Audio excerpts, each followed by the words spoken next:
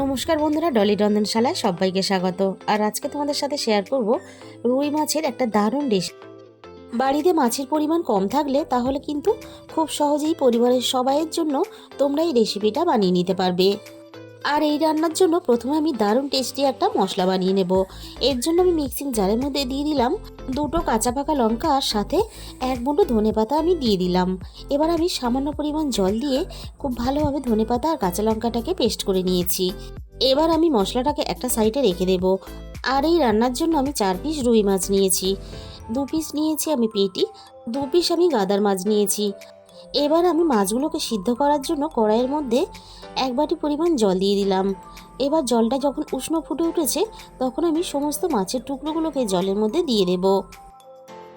আর এই মাছের রেসিপিটা বানানোর জন্য তোমাদের কাছে যেরকমই মাছের পিস থাক না কেন সেটা দিয়েই কিন্তু এই রেসিপিটাকে তোমরা বানিয়ে নিতে পারবে। এবার আমি মাছের টুকরোগুলোকে খুব ভালোভাবে সিদ্ধ করে নেব। মাছের টুকরোগুলো দেখো আমি মিনিট 5 মতো খুব ভালোভাবে সিদ্ধ করে নিয়েছি।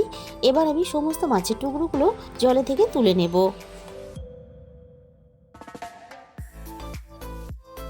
মাছের পিসগুলো জলে থেকে তুলে নেওয়ার পরে আমি মাছগুলোকে হালকা একটু ঠান্ডা করে নিয়েছি।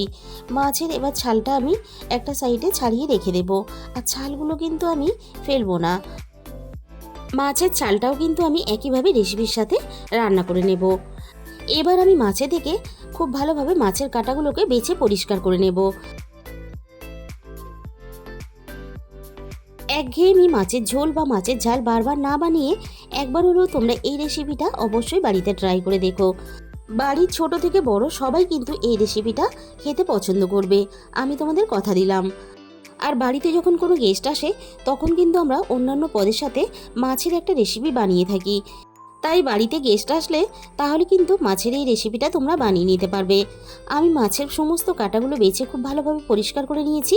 এবার আমি মাছের মধ্যে স্বাদ মতো লবণ দিয়ে দিলাম। আর ধনেপাতা আর কাঁচা লঙ্কা দিয়ে যে আমি পেস্টটা রেডি করেছিলাম 1 চামচ পরিমাণ দিয়ে দিলাম।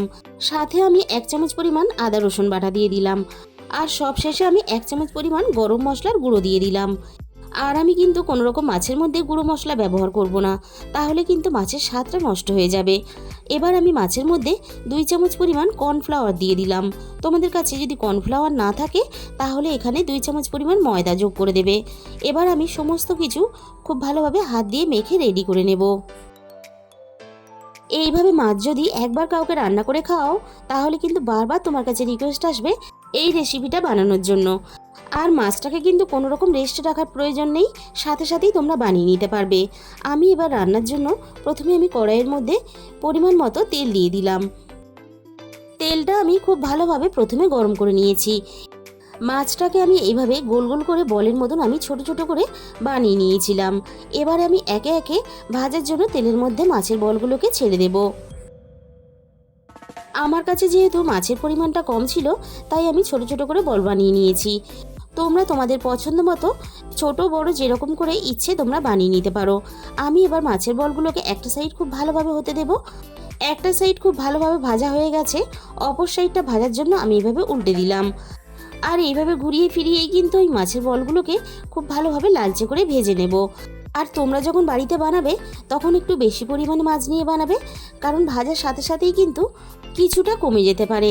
কারণ এই বলগুলো খেতে এতটাই টেস্টি হয়, বাড়ির ছোটরা তো শুধু মুখে কয়েকটা খেয়েই ফেলবে, তার সাথে সাথে কিন্তু বড়রাও খেয়ে ফেলবে। আর এই মাছের বলগুলো ভাজতে কিন্তু খুব বেশি তেলেরও প্রয়োজন হয় না। আর মাছের বলগুলো দেখো আমি ঘুরিয়ে ফিরিয়ে খুব সুন্দর করে লালচে করে ভেজে রেডি করে নিয়েছি। প্রথম ব্যাচের মাছের বলগুলো আমার খুব ভালোভাবে ভাজা হয়ে গেছে। আমি এবার তেলে থেকে সমস্ত মাছের বলগুলোকে তুলে নেব। বাকি মাছের বলগুলোকে ঠিক একইভাবে আমি তেলের মধ্যে দিয়ে ভেজে নেব। আর এই মাছের রেসিপিটা তোমরা যখন বানাবে মাছের মধ্যে কিন্তু একেবারেই বেসন ব্যবহার করবে না, তাহলে কিন্তু অতটা টেস্টি হবে না।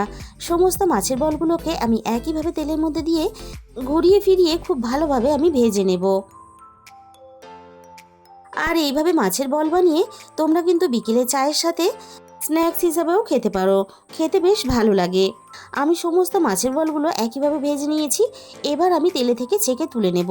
আর মাছের বলগুলো ভাজতে যে খুব বেশি পরিমাণ তেল লাগে না, সেটা কিন্তু তুমি দেখেই বুঝতে পারছো। দেখো কতটা পরিমাণ কড়াইয়ের মধ্যে কিন্তু আমার এখনও তেল রয়ে গেল।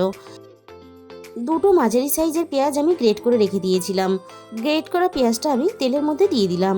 এবার আমি পেঁয়াজটাকে তেলের মধ্যে দিয়ে খুব ভালোভাবে নাড়াচাড়া করে একটু ভেজে নেব।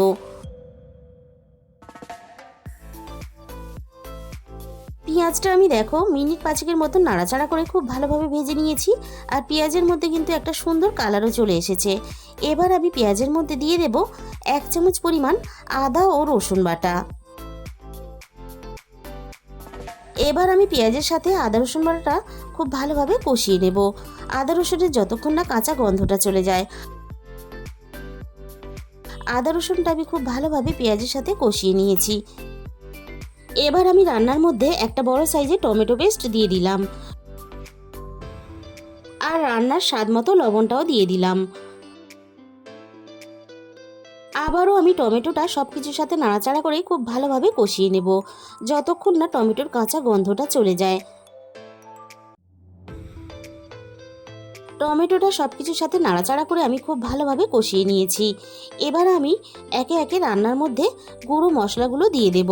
প্রথমে আমি দিয়ে দিলাম 1/2 চামচ পরিমাণ হলুদ গুঁড়ো,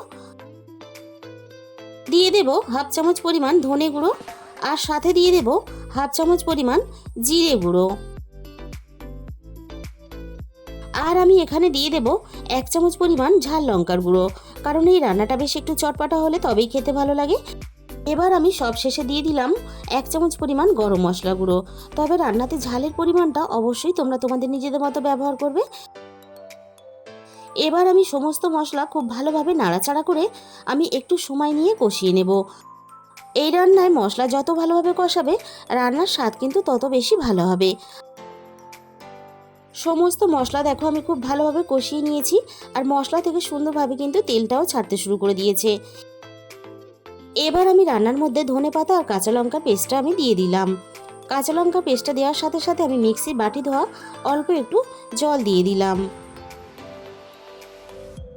ধনেপাতা আর কাঁচা লঙ্কার গন্ধটা রান্নার সাথে মিশে গিয়ে রান্নার স্বাদ কিন্তু দ্বিগুণ পরিমাণে বেড়ে গেল। তবে ধনেপাতা আর কাঁচা লঙ্কা বাটাটা আমি কিন্তু খুব বেশিক্ষণ মশলার সাথে কষাবো না। মিনিট 2 মতন খুব ভালোভাবে একটু নাড়াচাড়া করে আমি কষিয়ে নিলাম। খুব বেশিক্ষণ কষালে তাহলে কিন্তু ধনেপাতার স্বাদ আর গন্ধটা নষ্ট হয়ে যাবে। এবার আমি রান্নার মধ্যে বড় বাটির 1 বাটি পরিমাণ জল দিয়ে দিলাম। তোমরা যতটা পরিমাণ গ্রেভি বানাতে চাও সেই হিসাব করে এখানে জলটা দিয়ে দেবে। জলের সাথে সব কিছু মশলা নাড়াচাড়া করে খুব ভালোভাবে মিশিয়ে দিলাম। আর ঝোলটা ফুটে ওঠার জন্য এবার আমি অপেক্ষা করব। ঝোলটা আমি মিনিট 5 মতো খুব ভালোভাবে ফুটিয়ে রেডি করে নিয়েছি। এবার আমি একে একে মাছের বলগুলোকে ঝোলের মধ্যে দিয়ে দেব।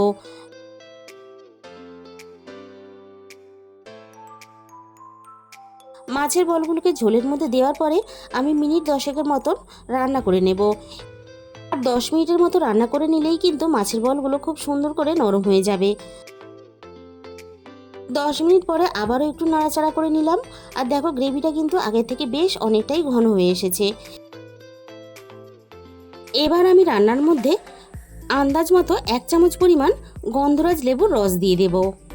আর গন্ধরাজ লেবুর রস, ধনেপাতা, কাঁচা লঙ্কার গন্ধ সব কিছু একসাথে মিশে গিয়ে দারুণ একটা চটপটা কিন্তু স্বাদ চলে আসবে রান্নার মধ্যে। এবার আমি রান্নার মধ্যে কয়েকটা লেবু পাতা দিয়ে দিলাম। লেবু পাতাটা রান্নার মধ্যে মিশিয়ে দিয়ে এবার আমি গ্যাসের ফ্লেমটা পুরোপুরি বন্ধ করে দেব। লেবু পাতার গন্ধটা রান্নার সাথে খুব ভালোভাবে যাতে মিশে যায়, তার জন্য আমি এখানে ঢাকা দিয়ে দিলাম। কিছুক্ষণ পরে আমি ঢাকা খুলে তোমাদের দেখিয়ে দিচ্ছি। দেখো রান্নাটা দেখতে কতটা লোভনীয় হয়েছে সেটা কিন্তু তোমরা দেখেই বুঝে গেছো। আর গরম গরম ভাতের সাথে খাওয়ার জন্য দারুণ একটা চটপটা মাছের রেসিপি কিন্তু আমাদের রেডি হয়ে গেল। গরম গরম ভাতের মধ্যে যখন গ্রেভির সাথে লেবু পাতাটা মেখে খাবে, তখন জাস্ট খাওয়াটা একেবারে জমে যাবে। তাহলে বন্ধুরা, আজকের এই রেসিপিটা ভালো লাগলে প্লিজ একটা ভিডিওতে লাইক করে দিও। আর প্রচুর প্রচুর নিজেদের বন্ধুদের মধ্যে শেয়ার করে দিও। আর চ্যানেলে যে সমস্ত নতুন বন্ধুরা এখনও পর্যন্ত আমার চ্যানেলকে সাবস্ক্রাইব করনি, অবশ্যই আমার চ্যানেলকে সাবস্ক্রাইব করে পাশে থাকা বেল আইকনটা অল করে দিও। তাহলে আমি যখনই কোনো নতুন রেসিপি আপলোড করব সবার আগে তোমার কাছে পৌঁছে যাবে। আর তোমাদের মূল্যবান সময় দিয়ে রেসিপিটা শেষ পর্যন্ত দেখার জন্য তোমাদের সবাইকে অসংখ্য ধন্যবাদ। আজকে তাহলে এই পর্যন্ত, দেখা হবে অন্য কোনো নতুন রেসিপির সাথে।